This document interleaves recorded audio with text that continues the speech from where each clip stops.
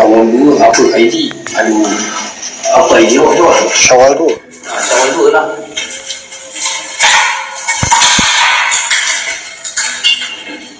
Oh, lab. Ni dia orang tak kosong tak apa.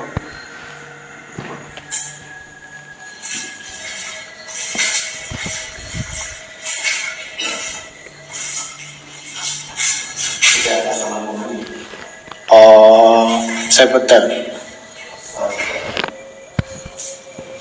Besar dia punya asrama.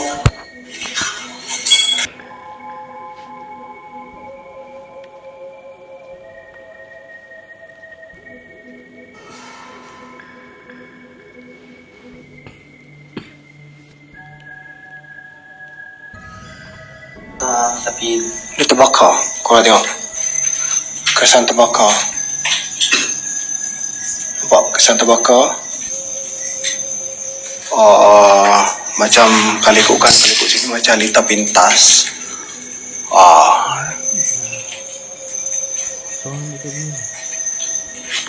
Macam atas. Bila kanan ni ada tangga kat sini. So ni kita tempat ni. Ni kes ni. Contoh dulu dan sejak kemudian kes ni tu ya, bukan isteri yang tu sampai ramai yang perlu dipindahkan. Ini kita kan. Cak. Biasa apa kat sini? Tak.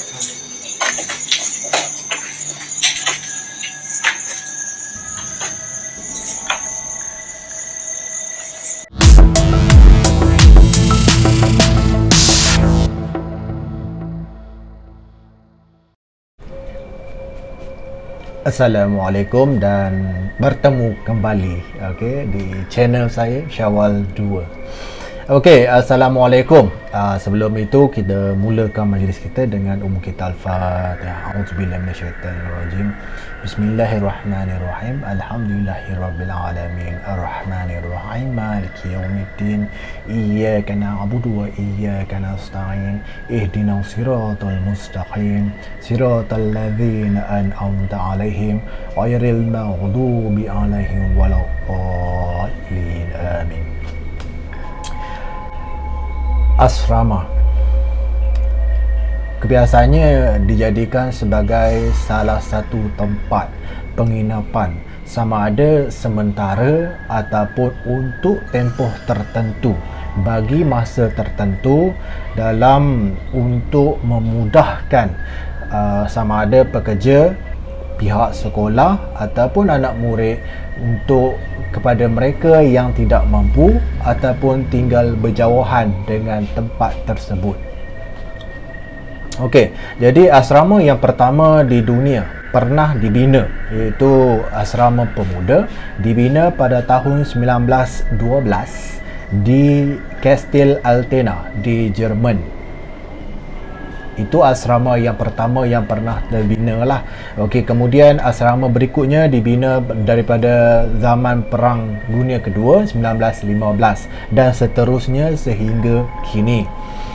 Upacara pagar rumah. Biasanya upacara memagar rumah ni kebiasaannya adalah untuk memberitahu pihak satu lagi, iaitu pihak ataupun memberitahu kepada orang lain yang kita tidak nampak bahawa tempat itu akan didiami, diduduki ataupun dijadikan sebagai tempat penginapan, persekolahan ataupun ofis. Kebiasaannya adalah untuk kita memagar di kawasan, sama ada kalau kita membina sebuah sekolah ataupun asrama di sebuah kawasan yang kita tidak ketahui ataupun di tengah-tengah hutan, kita akan membuat pagar ataupun memagarkan kawasan tersebut sebelum melakukan upacara pembinaan ataupun proses ataupun aktiviti pembinaan. Jadi seandainya kawasan tersebut gagal untuk memagar kawasan tersebut, maka akan berlaku situasi-situasi yang tidak diingini di kemudian hari. Jadi bahan-bahan kebiasaannya untuk memagar rumah tersebut ataupun kawasan persekolahan ataupun kawasan pejabat biasanya menggunakan garam kasar. Garam kasar boleh didapati di kedai-kedai biasa, di hypermarket, di mana-mana pun boleh dapat. Okey, garam kasar sama ada garam kasar ataupun garam halus. Biasanya garam akan kebiasaannya kenapa dia ambil garam kasar, kenapa? Disebabkan oleh supaya molekul dia lebih besar, supaya lebih tahan lama. Kalau garam halus, dia terlalu halus dan molekul dan hablur dia mudah untuk lebur. Bila lebur maka dia akan cair dalam tempoh tertentu, sehingga dia biasanya dipakai untuk 7 malam berturut-turut. Jadi garam kasar lebih tahan lama berbanding dengan garam halus sebelum dia cair ataupun sebelum dia evaporize menjadi crystallize, ataupun dia akan menjadi seperti ubat gegat lah, dia akan jadi gas. Okey, kebiasaannya dia akan tukar dalam bentuk molekul lain. Okey, jadi untuk berkekalan kesan yang lama, jadi biasanya akan menggunakan garam kasar. Okey, bahan yang kedua, kebiasaannya orang akan pakai lada hitam. Lada hitam lada hitam kebiasaannya orang akan pakai lada hitam sebab dia tahan lama dan dia agak panas. Dan bahan yang ketiga, ini bahan yang biasanya digunakan untuk memagar rumah ataupun kawasan-kawasan seperti restoran ataupun sekolah. Korang perasan tak? Jadi kenapa sebuah restoran tu mesti ada buluh ataupun buluh kuning ataupun mana-mana family buluh akan ditanam di penjuru kedai ataupun di kawasan perumahan ataupun di mana-mana kawasan dia akan ada pokok buluh. Kenapa? Buluh tersebut dia mempunyai unsur-unsur yang menakutkan ataupun dia ada sifat tajam seperti macam pokok duri 7. Dia digunakan untuk mengelakkan, diletakkan di bawah rumah untuk mengelakkan daripada penanggal untuk datang. Okey, itu saya ada kisah dia. Nantikan kisah dia nanti. Okey, dan bahan berikutnya adalah air ruqyah. Air ruqyah ni biasanya pakai ataupun dibacakan oleh ustaz ataupun seseorang, ataupun lebih baik ataupun lebih afdal dibaca oleh kita sendiri, family kita sendiri baca, dan kita spray ataupun kita renjis sepanjang penjuru kawasan rumah, daripada hujung rumah, kiri, kanan dan belakang. So dia 4 lah penjuru rumah.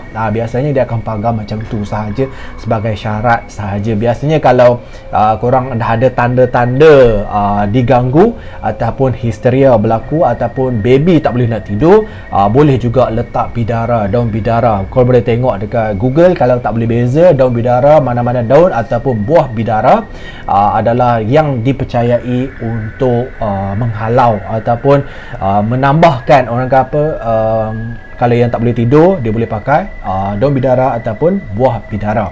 Okey, bahan yang berikutnya yang biasanya digunakan, yang ni biasanya digunakan oleh segelintir orang, iaitu bawang putih. Dia akan biasanya akan diikat dan dijadikan sebagai gantungan di hadapan pintu depan rumah. Tapi kepada orang Islam macam kita ni, biasanya orang akan letak satu kalimat di atas pintu masuk, iaitu macam Bismillahirrahmanirrahim, Assalamualaikum ataupun Allah Muhammad. Biasanya dia akan meletakkan kalimat-kalimat Allah di hadapan pintu masuk. Okey, itu kebiasaannya. Okey.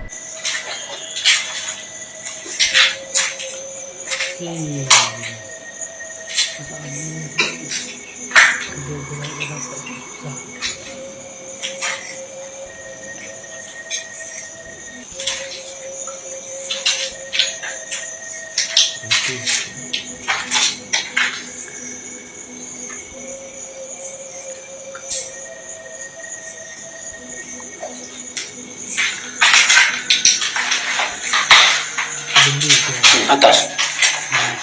Yang kena tadi. Sini ke atas? Okey.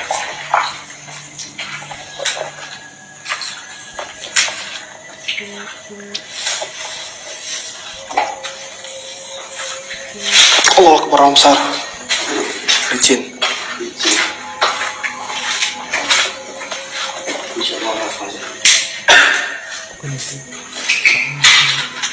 Siji.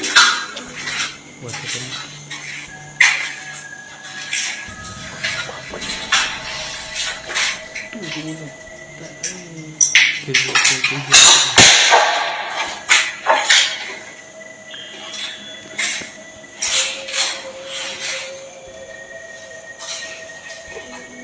nampak pintu ni gerak tadi? Siapa nampak? Tak, pintu. Ha? Bismillah. Tak, pintu ni gerak tadi. Ha? Kunci. Oh, tak kunci. Tak apa. Jaya.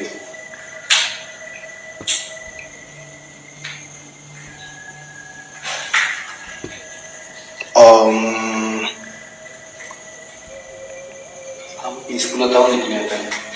Saya akan buka step tengah sikit kot. Kalau bila kita buka step 2 tu, dia akan ada sekeliling kita awak. So, awak kena hati sikit. Tak, saya kat sini. Awak rasa kat sini. Oh, kuat. Tak tahu.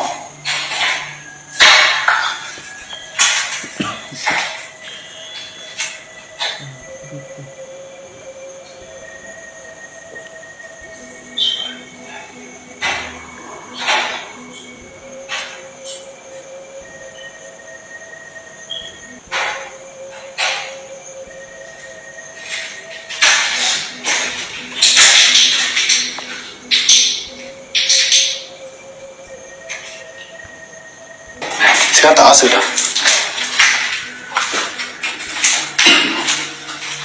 Sekejap lagi apa awak boleh nampak ataupun dengar.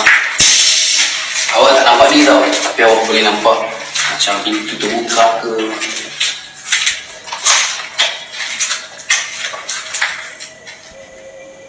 Kerah juga sini. Dan saya akan buka sikat sini lah. Oh, Intan, thank you Intan. Sekejap. Step 3, dia nak buka. Kat sini. Ya, kat sini nanti buka kat sini je dia ada. Maknanya dia akan follow kita sampai kita keluar nanti. Sampai kita keluar benda ni. Kat sini nak tinggal phone sini. Tak apa, kita buka sini tapi kita explore juga. Okay. So dia akan follow kita juga. Buka maksud? Asrama perempuan yang saya nak cerita ni adalah asrama perempuan yang pernah terbakar, pernah menjadi satu isu panas, dan dia terdapat 6 blok di dalam tersebut, dan blok E terbakar dan mereka meninggalkan kawasan tersebut berpunca daripada ada perkara-perkara yang berikutnya. Perkara pertama yang sering terjadi adalah disebabkan saya jelaskan dulu. Punca kebakaran adalah disebabkan oleh pembakaran secara, orang kata apa, bukan pembakaran secara terbuka, bermaksud pembakaran berpunca daripada litar pintas yang menyebabkan satu blok E terbakar. Jadi ada beberapa orang yang telah meninggal dunia dan terbakar dan rentung di dalam bangunan tersebut, dan dipercayai mengganggu dan sering meminta tolong. Kedengaran suara meminta tolong tu sering kali terdengar setiap kali pelajar-pelajar perempuan yang lain di blok yang lain, iaitu A, B, C, D dan juga F. Sering kali terdengar suara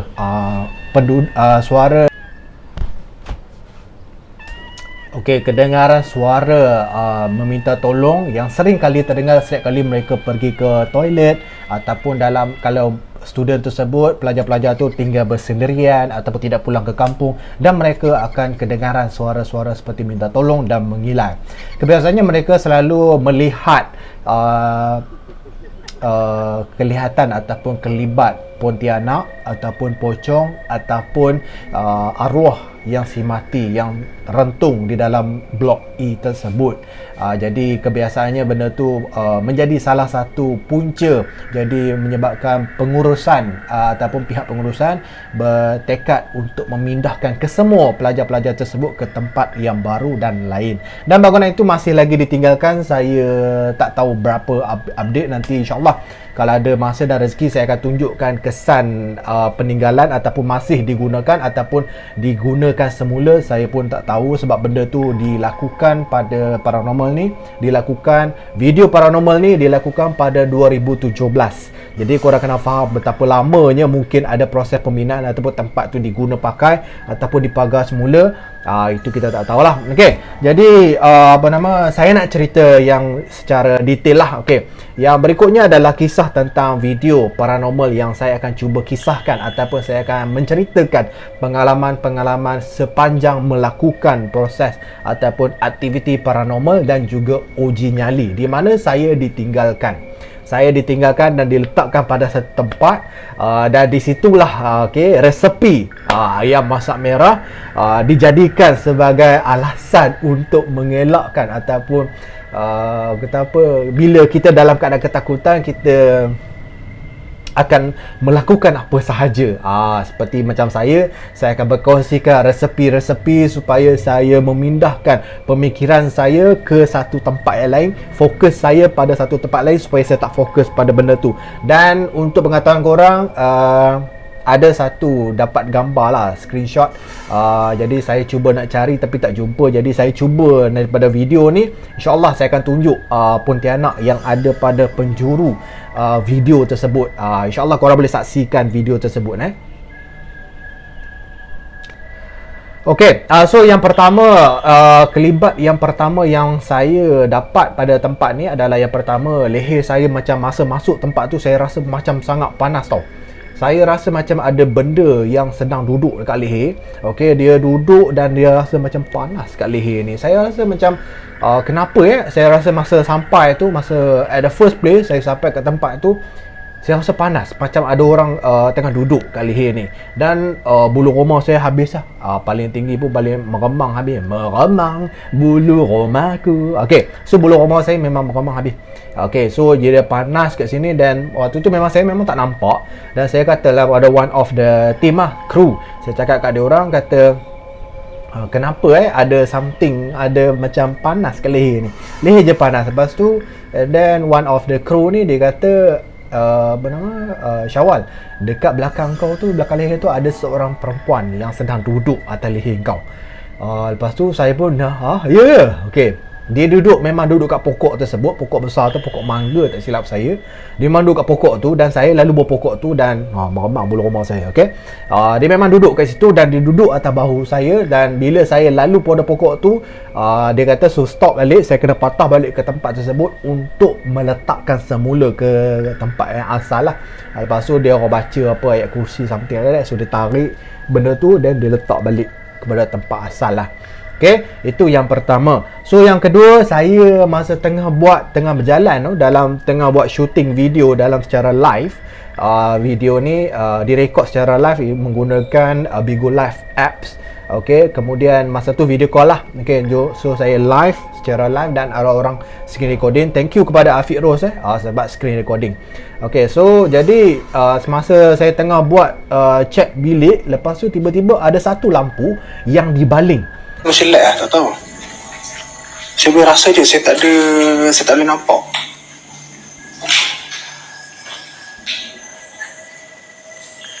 Saya boleh rasa je, saya tak boleh nampak. Allahu Akbar. Sebab baling. Sebab baling. Astaghfirullahaladzim.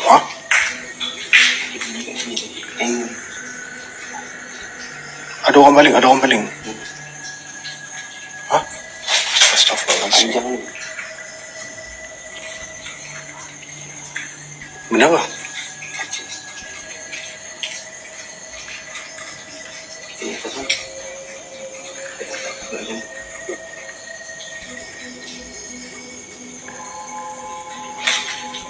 Tak,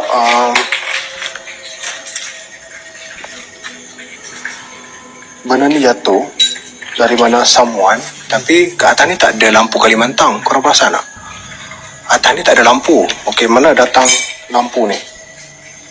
Kalimantan ni baru jatuh, pecah. Dalam dia masih nampak dia baru jatuh, tapi dalam dia masih elok. tak, dalam dia macam dah lama. Tapi datang mana? Sebab dekat sini Casing, kalau dia jatuh casing macam tak ada. casing ni tak ada. Ni dia punya atas ni tak ada tempat lampu Kalimantan, tapi boleh jatuh. Datang mana lampu dia?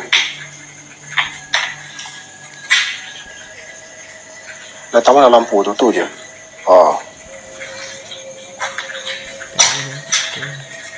Yes. Sekejap. Tempat apa ni? Asrama. Asrama lama. Cybertel.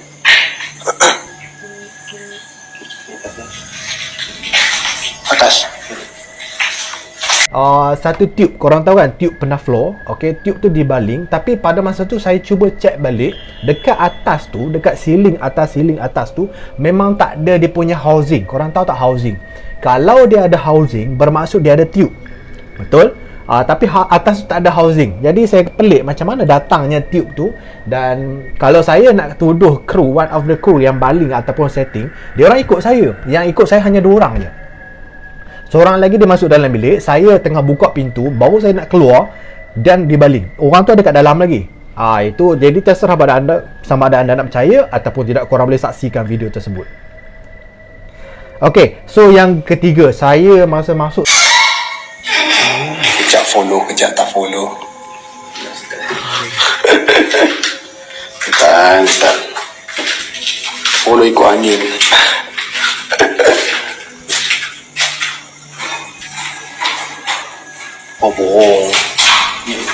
Borong.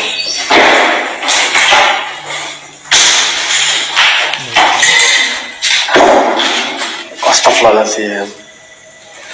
Bunyi apa? Belum.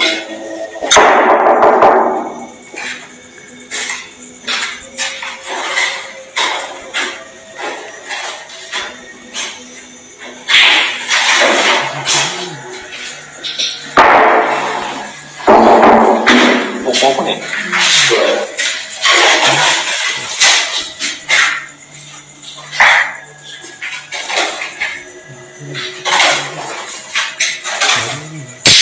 Oh, orang besar. Astaghfirullahaladzim. Asal dia bunyi macam tu? Dia tu kalau tahu dia macam mana. Dia macam bunyi isyarat kat awak tau. Dia macam bunyi isyarat kat awak tu. Isyarat apa? Tu dan Ya ke? kemungkinan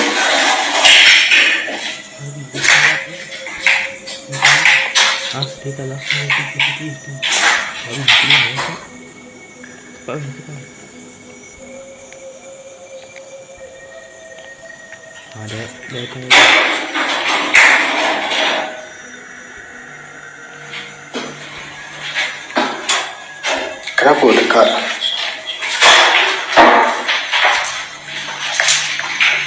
Terkejut saya tadi.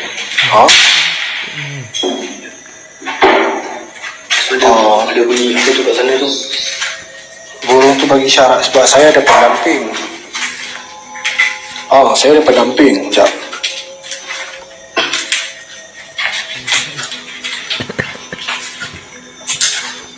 Saya ada pendamping bunian perempuan. Isyarat traffic light. Tapi tak tahu dia datang ke tak.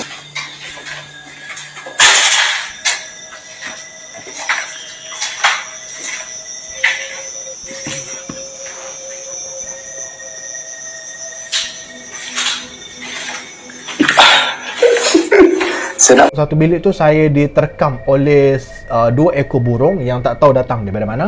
Mungkin sebab tempat tu dah ditinggalkan lama, so burung tu datang dan tiba-tiba macam tu lah, dia terkam ke arah saya seolah-olah memberi warning supaya saya tak datang ke tempat tersebut. Itu apa saya percayalah. Okay, so yang keempat, kelibat Pontianak 2 kali. Ketika yang pertama saya tengah buat rondaan, okay, ada Pontianak, nanti saya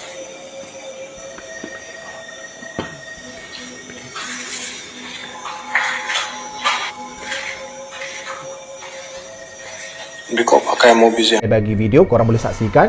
Yang kedua adalah video di mana Pontianak masa saya tengah buat uji nyali. Iaitu korang dah saksikan tadi kan.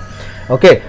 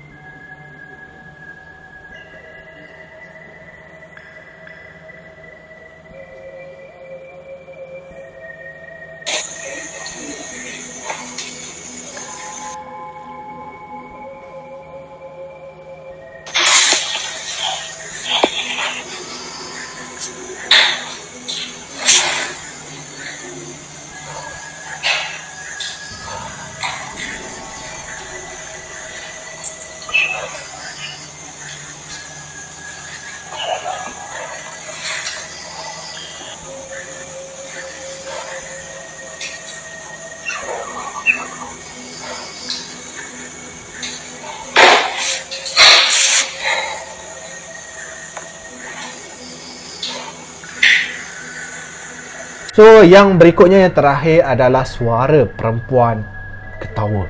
Waktu tu saya cuba nak tutup pintu pagar, okey, nak tutup pintu pagar kubur tu yang terletak berhadapan dengan asrama lama.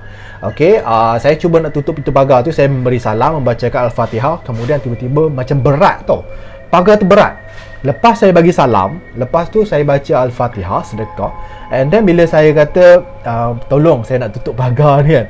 Okey, bila saya macam tu tiba-tiba ringan. Sangat ringan. Lepas tu masa saya tutup berat tu, berat, lepas tu ada suara perempuan mengilai. Ni Syawal. Hai Along. Sekejap.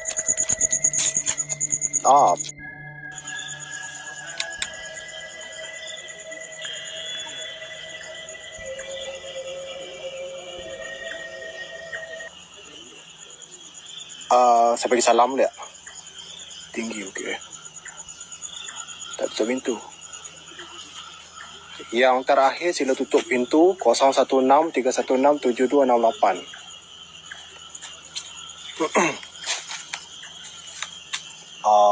Assalamualaikum.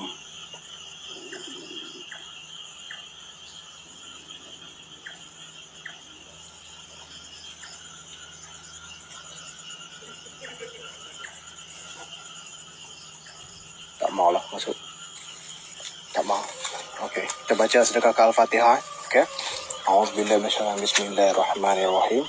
Alhamdulillahirabbil alamin arrahmanir rahim maliki yaumiddin.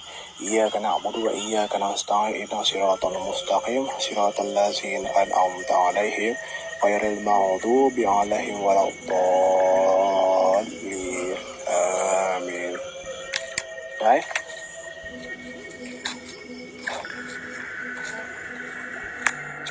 Okey. Tolong tutup. Saya tolong tutup kah? Astaghfirullahaladzim. Bismillahirrahmanirrahim. Saya ketat sangat.